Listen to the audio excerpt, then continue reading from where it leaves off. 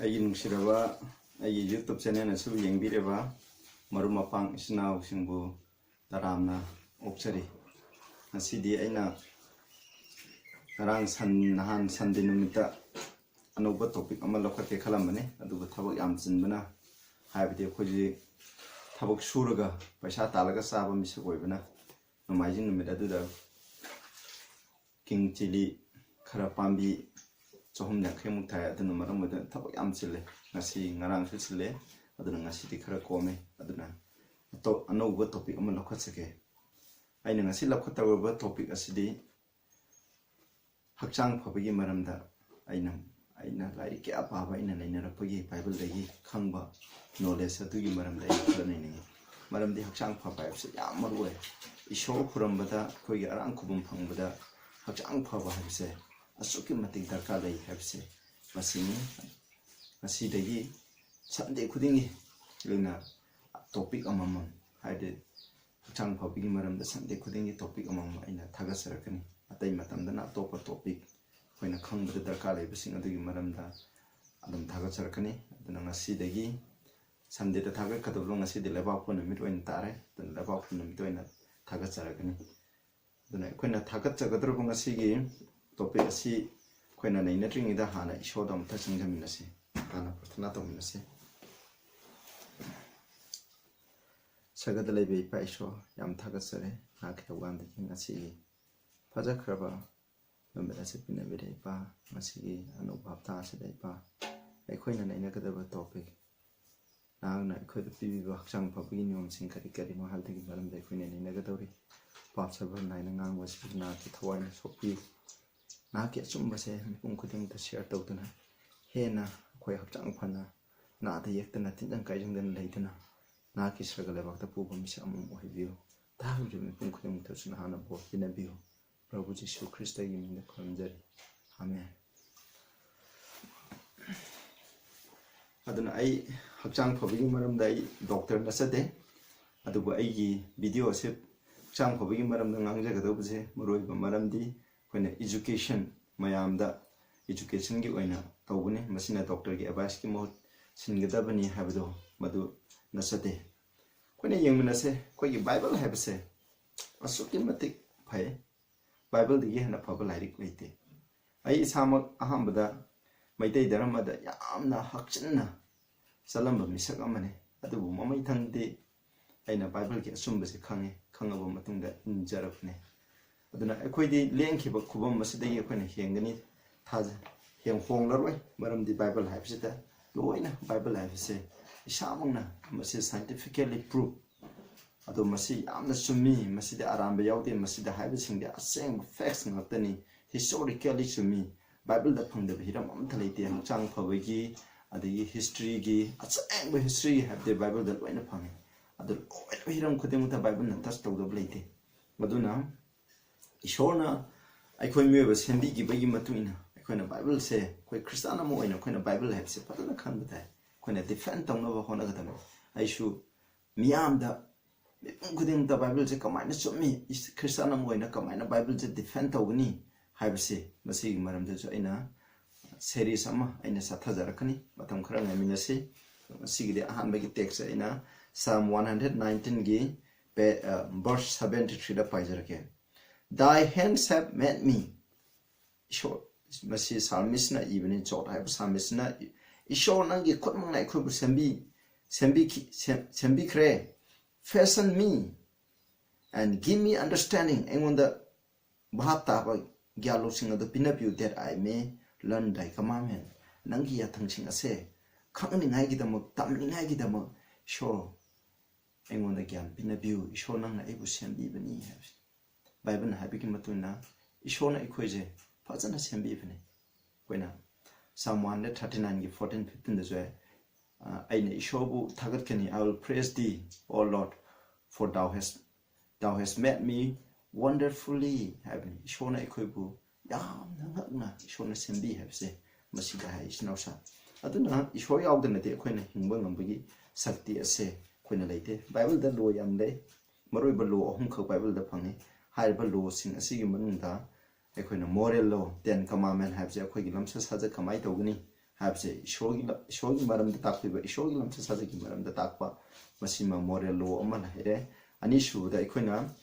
ceremonial law habsigi maram da lekra ina sumama da khara ngangre ceremonial law habsiti karino hakane masina gospel gi maram da prabhu jesu krishna koi gi damu laga sigani koi mi beta kamaina arang ko phangani habdi maram da krista da point tawdan takpa nyom sing ado adubu ikoina ceremonial law haida khanai ahum subada koina health law hakchang phabagi law je masibusu ikoina ahum su haina kan mari su amusla ikoina social law gumba habse masiyu haibe adubu maroina haiba law ahum se koina health law hakchang phabagi niyam habse masi yam maroi bo amane haiba niyam asidi still binding ceremonial laws are not still binding koina madunga pe darka te moral laws are still binding koina moral law habse koi lamsa sajat ishoga managi hai tagri koina moral law su in better kale hakchang phabagi niyam su darkale maramdi koina hakchang phadani shog thagat pa yaroi hakchang phadaba mi ase nungaina leibung amoy ekhoi ishona ekhoi nungaina leiba pami adugi dam ishona hakchang phabagi niyam singcha ekhoi de loina pibirami maduni koina ngasi yang mije ishogi bible da pibiramba hakchang phabagi niyam sing ado karino habdo koina samlap na koina bible legi jingna se koina maihoron genesis 1 da masi 1 2 3 haiba masigi pandup singa sida koina masigi principle singa se hakchang phabagi principle ase loina nitino masai shona phame maramde shona koi hakchang sembi bani aduna koi hakchang na darka leina koi hakchang de machine amagun masi patana mathok tawduna asore ngam yaudana na de ektana kamai lege de habse shona loina khangbagi matungna haiba niyom sing ado bible da loina phange koina masigi niyom masibu koina masigi niyom haidi hakchang phabagi laiwa nipan khak koina bible legi koina thamna chairaba niyom nipan je koina inba tara suna naru sinausa aduna hairaba niyom nipan ado koina english da koina ningsingba nai line gi da mak new start haina koina khane new adi NEW new start START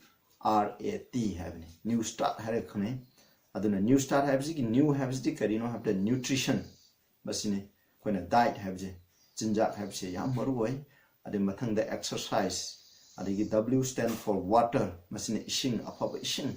adigi S stand for S habisna sunlight nusagi mangal T na temperance basilere mathang da R na rest pothaba habse marwoi mathang da year asengba nungsit aroi bagisna nanga shoga aikhoiga shoga lainaba mari trust in God haibaduni ahambada kone yengse jem akoina masing asidi masigi maramda samlamna ina new star sing maramda samlamna haige aduga mathangi numitagi de nutrition gi maramda mu matang manaw naina fajana bhaptana akoina naina minase ahamba genesis ki 1:29 haikre ai topic ishogi misigi distinja habdo adudaju fajana detail de pi khrabani aduga samna akoina yingse mehoro 1:29 da sumna hai Genesis 1:29 Behold, and God said, Ishonai, behold, I have given you every herb-bearing seed. Maru panba manamasing aina na koida pibi kare, loina mu pibi kare, which is upon the face of all the earth. Masipitibi lemang kuding muta pangani, everything uhai. In the which is the fruit of a tree yielding masida masagi daras handokna bagi uhai amma sandokna gibi maru yaba uhai upambi kuding mak. To you it shall be for meat masina koigi sinjak oikitabani habsini sinausa aduna ahanba loje sinjak habsini sinjak habse kwaidi maroi aina hoji pankraba hakchang phabagi laiwa nipan asida kwaidi maroi ba habse nutrition hamni nutrition asidi koina aphoba sinjak habse koina masi khatang phangba taragdi atai niyom sing asidi koina loina inba ngamba haitare koi isana amasidi loina lemna phangba ngaktani aduba sinjak habse madi akoina sudragadi nomdragadi masidi phangba ngamdaba laire ina khunbagi ju makha ponba asina maru oi aduna nutrition habse sinjak habse am darka lai aphoba sinjak chabai se adu ina amuk sinjak ki maramda ina halake mamangda soe mamangi egi sinjak shogi misigi sinjak parwan patu ju khara ne nagre aduna taba masina no scientific oi bamong amda akoina nenasi ani shubada amu yengasi ani shuba law exercise habse Genesis 2:15 da sunai ishona ifadam sambire ba matam da mokhoi kadai da thammi habda Eden garden da thammi kedo bagi thamno habis da and the Lord God took the man put him into the garden of Eden hey God Eden le konda mahapu thambira mi kedo na ba to dress it and to keep it hai masibu dress to body masibu hungon ju bujing china pa sem sani ai gi to keep it hai masi gardening thong na mai gi lekhong sombam sing chai ba khang de adu gumba dar ka le bu khuding mu to yeng chani ngai gi shona bibi ban masi mi na pa to ding ai tane aduna masi da bibi ri se masi ge principle de keno ekhoi je active oi gi da ni ha koi thabuk su ga da ni thabuk su ga khoi chang nungai na lei ba ha se khone dar kha lei ha ni snau sa masi heng sar ga da su khone in ga da ni om ni aduna activity khone exercise ha se masi yam mar oi masi nungti gi thabuk su ri ba physical activity to mi sing gi da mu thedi masi yam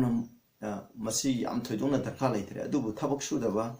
office atuna anu mi hammaga sedentary work oi ba adu ma mi sing gi da mu thedi masi am dar kha lei koi longmi khoi gi da mu thedi masi thoidong na dar kha lei te maram di na me khuding gi khoina exercise da we exercise no mu da pungai mu dar kha lei masi na ke do mi matam da khoi gi hakchang gi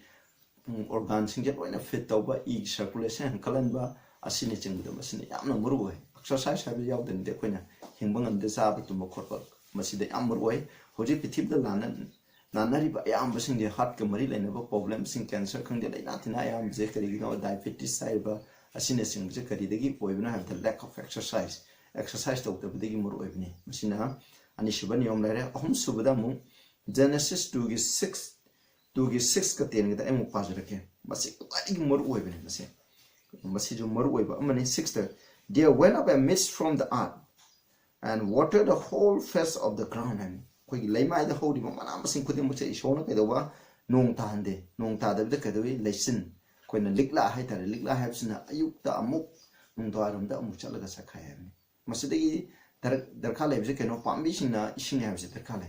adumai to da na koi mi ba hai se masi ising dar kha lei hai se masi ni ten da mu hai the river went out of Eden to water the garden and Eden garden lagi turen am santo ki machine ko haireba lekun ju ising chaina ba from thence it was parted and became into forest madu gi mari thona khaidok ki ani aduna ising apse kwai gi maru oiba posagam ni sin ausa ising koi mi yebna ising chungtak thakta de khoina hafta ama numi manga ni ising thakta ba matam da hafta ama ising thakta ba ta khoi shigini aduga aduga ising thaga sakcha dana ising thaga hingba matam dari khon 40 days gumma je khon ising khatang taga fasting ro khon hingba ngame aduni ising ha bje masi yamaroi khoi haksangi 90% di khoi khoi brain gumba e gumma je 90% ising ya dubu 70% di khoi haksangi 70% di ising ni cham da hundra de khoi ising saruni ising thak pa si andar ka loi masi na khoi haksang da lai ba amot pa fatta ba khuding mak che sengdok pa e kone nangchan duna leiba sigumba mahi langhan ba kholan ba masi am dar khalai kone masi mor mathang da mu masi gi maroi je mu hajar ke mathang da sunlight hen ko new aduga start sunlight have je ko amu yang se Genesis 1 gi 16 da mu ipa jar ke dekho and God made two great lights the greater light to rule the day shona achauba mangan gi source ani semi aduga nungthin gi matam da ngalana ba achauba mangala ma semi madubu karino khane numit and the lesser light to rule the night dang dang alana ba aduna kaino ham do khana tha he made a star also ham thawam sak so semi have sina aduna nungsa mangana have se energy khuding ma ki horopham ekoi mi bra energy darkar hai energy khuding ma ki horopham je the source of energy is the sunlight ham koina pambi di yaw ru energy sa nga da lai ru energy khuding ma che krai ri nungsa mangana sina koi da laga masi koina hai bu nungsa mangana je koina energy gi form do roi on thok ngam tani nungsa manga yaw tane khoin miyoibna kuina matang kuina hingbang moi nungsa manga yaw dagadi mai matang hapse nungsa gi manga da hingbang amde aduna nungsa manga darka le khoina nungsa manga sina khoi haksang de yeiba matamda khoi gi skin gi hek taina ba khoi gi fat store to pham sida nungsa manga na yeiba matamda vitamin D produce toy hai vitamin D si yaw tane khoina hingbang saru sayam semba de haksang metabolism atai thabuk sing da vitamin D hapse yam roe masi am darka le nungsa manga fataba sengdokpa apu masa sengdokpa kangan ba se khun masi ju yam darkha lai masini samlam ai heje gen si de du mathang da topic by topic patana tokha charakani aduga ecclesiastic 11 gi 7 da sumna hai ecclesiastic 11 gi 7 da sumna solomon hai truly the light is sweet nung samanga se amna phai ham ni sida sweet to me have the yam phai and a pleasant thing it is to behold for the eyes to behold listen ayuki natrang doyam ta nungsa mangan akoina nungsa mangan uba phangjabase yama harang ngai ni habi masina akoina nungsa mangan la hakchang phabo kasu very important aduna any school college harabuda akoida ventilation ka tawje masin nungsa mangan ki damaktani mathangda akoina temperance habase akoi mu yengse Genesis 2 gi 16-17 da sunai and the Lord commanded the man saying of every tree of the garden thou may freely eat garden asida hawri ishone yathang pigi if adamda garden asida hawri bo ohi pambi sing ji ohi gi mai khudem cha oi sabi hai sida but of the tree of knowledge of good and evil thou shalt not eat of it adu apapata khang ngai gi gyan khang ngai gi upambi adudi madugi mai sabi ade nang sabi namita in the day thou eatest thereof haiba madugi mai do nang sabi numit aduda thou shalt surely die nang soidana sigani habi masida piri principle je kaino kande ai khoina hakchang phaningai gi dama khoina sabi yadaba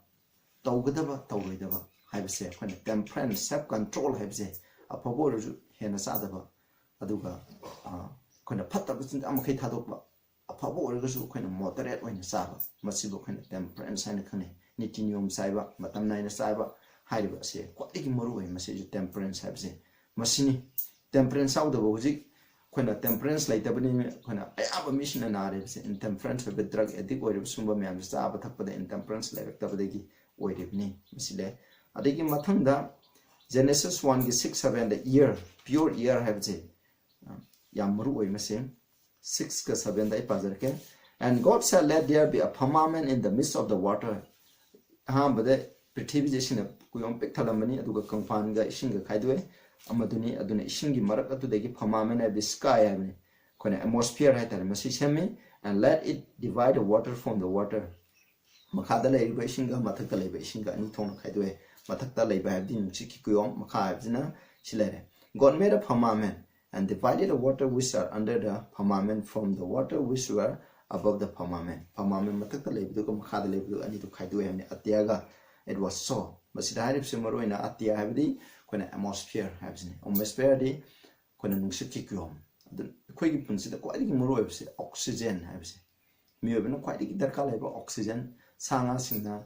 darka leba oxygen pambi sina kwai gi darka leba carbon dioxide habsini aduna khoi mi ri da makchang phana legi harakadi oxygen ba oxygen darka leba nungsit habse kwai gi moro hai nungsit se khoina oxygen je yaudna khoina mi ama minute anidang minute ahumdang khoina sorting amba matam mi don thoi tharani oxygen jaudana de maduna masina kwai gi moro do masini basi free da phangi khoina tu phatabun nungsi honjalaga dilena tina yam lakani mathangda rest r stand for rest khoina mehuron da mu yengse Genesis 2 gi 1 to 3 da khoina hai ishona numitaru ni da malam pichibi leisham ne aduga tare ne shubda pothai masi kari gino haba ai khoi potha ba darka lai habi gine principle ne mase shona khoi da piba thus the heaven and the earth were finished and all the hosts of them sarga malam prithvi puna mushame maduda leiba posak thoi pam jibu khudum mushame thoi panda khudum mushame and on the seventh day God ended his work which he had made manas henki badu dagi numitaren shuda pothai he rested the seventh day from all his work which he had made manas henki bdo adu dagi man pothai mitri the God blessed the seventh day taren shubun miche shona bo pibire sanctified it sengdo pire because in it he had rested from all his work which he created and made man send it but how could him take man could let us lepan mit have the kona tareni survive masini masdegi nitiom na mom kan koina koi mi ba je potha ga dabani have aduga mum niyam amuna ayu ngang ishonga semba matamda ayu ngang khari sigi maram je kari no ade ngang have sne koi mi je potha ngai ki tam ngang semna nom da pung kumari dai pung kumari sigi manung dai kana yam da pung ni pan have se kon potha ba thar kale angang sne yam hele aduna potha dargadi khona tumda ba matam nak chang kam soe sa da bo budi tumda bane hena chang chue have se khoina kaw khum chi potha ba bi thar kale aduga ishona leishem ba je numit tarani chang sema be yabane adu sumra tangi numit tare ni taru ni changa ga tare ni da potha cycle am se me je kai nari hapta khudingi khoje khoi physical activity sing khoina law shu ba khang de hingon koi ba khang de any thabang am je khoina puja phadana potharaga khoina ishoga phap mari ama laina ba habse masi hamdar kala he khoina jo sana ba missing aduga boxing khang de any puwon sana ba missing de mo khoina hapta yu ena mo khoi rest away jo sana ba missing di muscular men sing di hapta am da ni rukum mo khoi potha ni natragadi mukhoi thabukto muscle kari kala sagatpa ngamai aduna pothaba habse khoina yam darkar sleep weekly aduga nunti gi oina khoina tumba habse masi yam darkar le aduga aroibada trust in God shob thajaba Genesis 2:17 da hai khoina ngasai ju pagre madudi masigi uhaido saganu hai kari gidamu uhaido saganu habse habse kari gino haitadi shob thajabra thajadabra shona haibe inbra indabra do maduri ngai gidamuktane khwari maru oiba aduna khoi aduga Exodus 15:26 da sunai ayu pazarke Exodus 15:26 da and said shona harami if thou will diligently hearken unto the voice of the Lord thy God nanga shona haiba shogi konjen shona takraba konjen shona haikraba pikraba sing asida na koina pungchangna taraba and will do that which is right in his sight shoga mean da apawda toraba and will give ear to his commandment mahana piriba yathang asida na koina illaba and keep all his statutes I will put none of the disease upon thee which I have brought upon the Egyptian for I am the Lord that heal thee aduna haiba Egypt haiba hoji pithibida nanariba lainatina amata nalo hemi I am the Lord that heal thee anabu khudima kanana phanbuna shona phan shona anabu phanbana tanadi pai kamaina phanbuno haiba matanda ishona ikhoi semba matanda immune system haiba masembiri haiba immune system jina fail oiba matanda kadishu doctor scientist kanana sumateng panghu sinausa aduna s haibase magi no medicine lai tabaje moroi maramde high sabi virus na koi immune system sa thokune koi body gi defense to du mangan ba aduna marmoi dana atopalaina amaga nara sirse immune system sigi mapana ishona sakti gi mapana anaba kuding masi ekhoina phandani habsine aduna laina tina yambagi horo phamje kainwa kana koi pung dine koina ishoga phabu mari lerade koi nungai ni koi pung wakhan daina nungai ni koina awa polum am lapu matanda ishong on the pv koi polum khuding mo to pirani adu matanda koi wakhal je matam khuding da nungai rani habsine ba the Psalms proverb to join ko a merry heart do a good like medicine habsine koina koi gi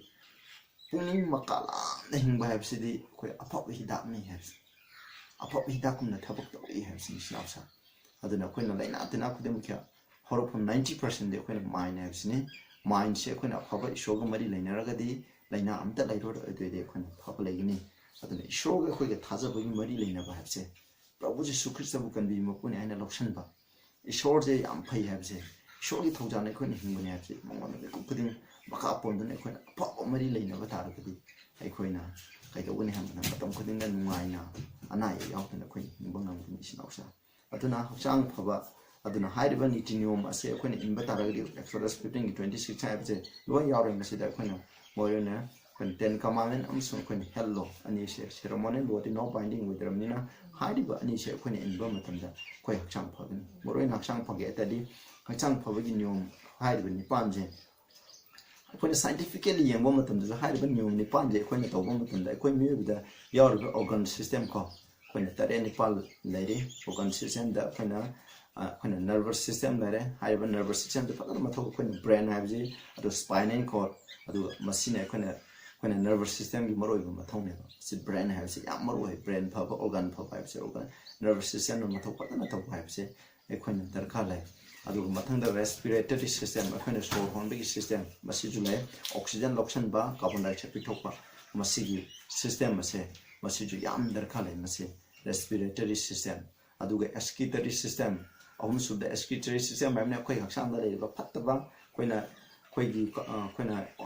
respiration thokum maram da conversion lai cha kun maram le carbon dioxide porokpa diga koi haksam digi cell sin da mai ma thok to bo matam da koina phattaba puthorokpa myam je koina ising da hapani hai je koina karamna wang thopa sor hon tokpa da lungs na sing dokharin karamna ida gi kaida lakne ha matam da koina bloodstream degi khana laga ading mathana kidney chakrani adigi khana mapan thokpada gum chakrani excretory system habje khana am opam khai mapana puthokgi system masi maroiba function di kidney khana lungs haiba asigum singje masi lere khana masi ju am darka lai habsine adigi mathang dai khana digestive system khana sarani sindai haro khogi si charaga khana sari khudima carbohydrate makhaiduna kaidawolne haibda khana glucose on thoni protein makhaiduna khana amino acid on thoni koi darka leba lay adu on thoni adu ka fat makai jina koina fatty acid on thokani sumai to duna lay kana vitamin mineral makai je koina loina stand intestine la kuma koina loi absorb to guni ko masi digestive system phataba ngai duna koina papan da phaido khrani masi bu digestive system habse masi ju am darka lay adu ko koina lay adu masi reproductive system masi darka lay re adagi koina immune system koi hakchang defense koina ngak thong ngai gi system de any mahi ama lakpa matamda koi hakchang body na ko fight to gani hatokane attack to gani sigi immune system lay adagi lingumentary system ana masu lay re sigi ma am se haiba system sing jina koina matau padana to go matamda koina skeleton system du lay sarugi masi koi fracture lay muscular system lay haiba am system am je masina matau padana to duna lay target koi me bijna ro masi bo koina masibo homostasis hairga koina kanai mo khoi londa sina balance oina leiba matam adubo koina haibse haiba mayam se koina ngasi gi aina pangkhaba laiwa ni panche koina inba matamda khoigi organ system je khoi hakchang de yaurba system khudima organ khudima jem phatana mathau to laiba aduna koina kaidung masi na roi haibse masine bisnausa haiba nium ni pande koina chena inba taragadi khoi punsida ana yaudaba nungaya kabu punsi amado haibdo koigani masi inbagi mapan ishona ikoida blessing ase pigani koina punsi sangna leiba ngamgani duga hayeng sargada chu koina leiba ngamgani habse masi ngasigi koina samda pase koina new start habse masi kaugno duga koina mathangdagi de koina ahanba topic haitare koina diet habsigi maramda koina amuk naina gani snapsa diet habse koina first koina mathangi samdira ina upload tawjarake koina diet habsigi maramda koina kwaidigi darka leba koi miyobina punsida kwaidigi darka lebase jinja nutrition habsini jinja amada matsi kari maruoiba masaking yawe habse koina mathangi haptada mu nainaminase aduna snausa ai sama expert inate adubu aina khangba nainaba maroina aina Ellen G. White ko nupi ama lai writer ama lai maki lairising the Ministry of Healing aduga atagi healthful living the concepts of diet and food adagi tay lari am lai khre haiba laising ge magi atopa ai nam punjalaga leire masida health ki maramda mana patana ye ado haiba myam mathu phange aduga ingonda su aina yamna study tawbudagi isana mi health ki lari nainaba pabudagi yam lai masida the science of food haiba lai amasle part 1 part 2 mase koina laiba matamda yam tange madu aina aigi khoi thajaminaba khoi friends inga Kerala da thenaba matamda aina madu khoina xerox sora pujarakne madu sidaida yam yawe masi direct sida khoina sinja goba harasu sab yawa gram samda magi protein vitamin adu kari yawe habse loina sida ayamba elements yawe adu vitamin A haragana source krai da khoi phangi minerals krai da khoi yam yawi sa khangli na habi ki maram da masi la yam yaure khoi mit phania gi da makari sindak chagani adu lungs phania gi da makari sindak chagani e phange di kari chagani haiba sina skin phange di kari chagani chakhau phange di kari sindak chagani brain phange di kari sindak chagani habse madigi maram da khoina masi gi la chi da patna yaure masi mo mayam do aina thengna rakha ni nazar ko mayam do digi maram da khoina share tawni the masjid educational purpose ni asina doctor ki advice ki most singni haibidi nate masi khoi sana sumaina nainamina si khangmina si adu na khoi ju discover to mingon da share to adu da natana haiba niyom sing ase khoi ai message asibu tabi ba yingbi ba masina loksalaba short thajaraga laiba tharaga de khoina numaina huji pithibida tamthira balaina tina kya nari basing se cancer guma ate tamthira heart ki laina silent killer sina singbo am nari ba mayam sidegi khoina patana khoina ngak thokna khoina laiba ngamgani haiba sini chinausa masigi di khoina matang sida losinjarage mathangi sunday da mu unarase mathangi sunday da nutrition khoina afaba diet habse masida yawriba masakshin kari no habde maram da khoina mathang da phajana mu neinarase aduna hujikti aroi bigoina parthana tawse na khoina agi channel se pamagidi na khoigi blessing oiba taragadi na khoina na khoigi maru masin sinena option mayam da share tawbiyo aduga sumse khoina agi channel asibu subscribe tawbiyo hena ishona na khoi su bo bigini हाइबसिने अैना हाइजरिसे सिगिदि side लोसलसे प्रार्थना तौमनसे सगदले बे पाइशो हम थागचरे नाके तौनामे ngasiगे फजख्रब नमस्ते इपाना हना बाइबल पिबिखबा हक्चांग फबगी नियमसिन अदुगी मरमदा अैना समलपना चौरक्पा आउटलाइन अमा ओइना अैना मयामदा शेयर तौजखरे गांबिखिबा अैना नामदा सोखिबा लांखिबा क्या यावसना नापिउ तापिरिबा इसिनाव खुदिंदा सुनाना पोगो पिबिदना हेना फबा सिमबलमिदा चटपा हक्चांग फबगी नियमसिनसे इंदुना नादि येक्तना हक्चांग फाना मपुंग फाना पंसी साना लेबा नुपा नुपी अमसुंग सरगदा पुगो नुपा नुपी अमो हाइबु हाइबिउ प्रभु येशू ख्रिस्ट के नाम में खुदाम आमेन।